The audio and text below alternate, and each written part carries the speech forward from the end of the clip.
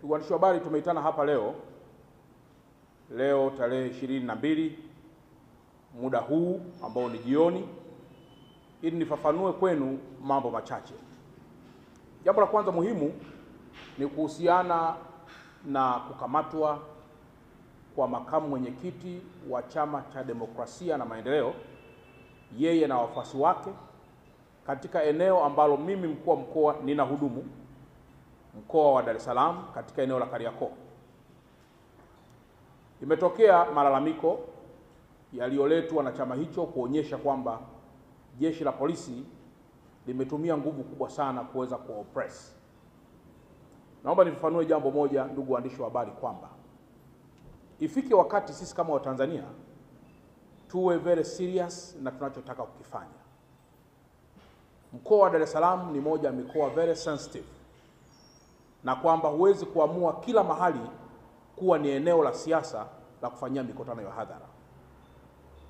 Tumekwisha zungumza mara kadhaa kwamba eneo la Kariakoo ni eneo ambalo ni la wafanyabiashara na ni eneo ambalo lina attract wafanyabiashara kutoka pande nyingi za Tanzania na hata nje ya Tanzania ili kuja kufanya biashara kwenye maeneo hayo.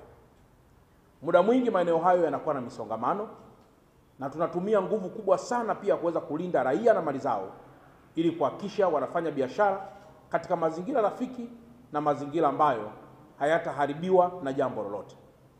Tunapogeuza viunga vya Kariakoo kuwa ni maeneo ya mikutano ya kisiasa, inaweza ikapelekea kuleta vurugu, jambo ambalo tunaweza kusimamisha biashara na taifa likakosa kodi. Nitumie nafasi hii kusema na kuonya tena kwamba tukiruhusu tabia hizi ambazo si sawa, tunaweza siku moja tukajikuta mikutano ya hadhara inafanyikia makanisani, mikutano ya hadhara inafanyikia misikitini, mikutano ya hadhara inafanyikia kwenye mahospitali, na mikutano ya hadhara inafanyikia kwenye maeneo ambayo hayajakusudiwa.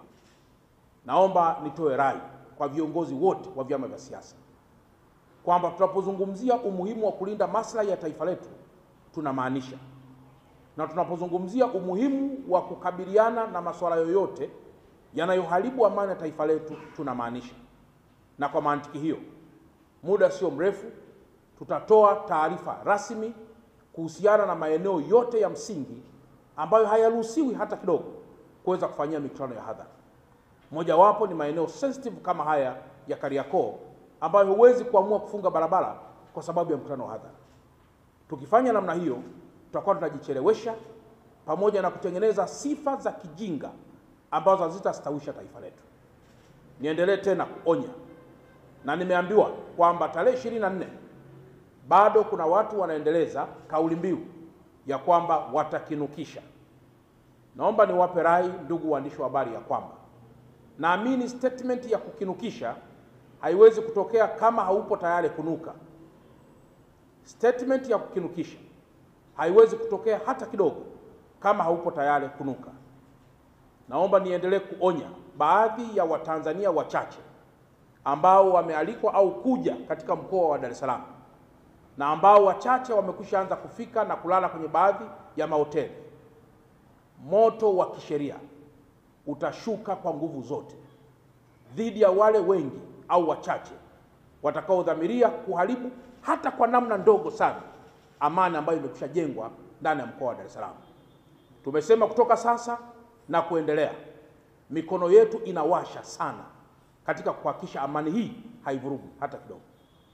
Tumefika wakati tumeanza kuleta mizaha ambayo si taswira njema kwa taifa letu. Tunafanya mizaha ya kutafuta sympathy kwa mataifa ya ndani na mataifa ya nje.